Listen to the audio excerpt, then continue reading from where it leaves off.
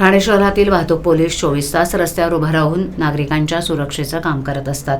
तसंच वाहतूक सुरळीत करण्याचं कामही या वाहतूक पोलिसांचं असतं. त्यामुळे वाहनांच्या धुरामुळे होणारं प्रदूषण तसंच 24 तास रस्त्यावर उभं राहण्यानं पायावर आणि शरीरावर पडणारा ताण यामुळे त्यांच्या आरोग्याचा प्रश्न निर्माण होत असतो.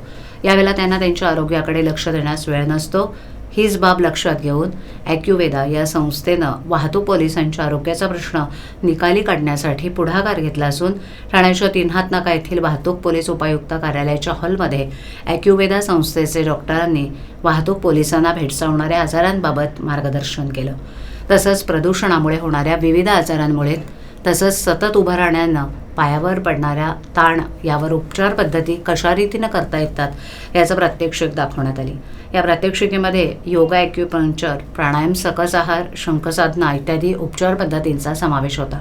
हे शिबिर गेल्या 8 दिवसांपासून सुरू असून या शिबिराचा ठाणे पोलीस आयुक्तालय परिक्षेत्रातील सर्व वाहतूक पोलिसांनी लाभ घेतला.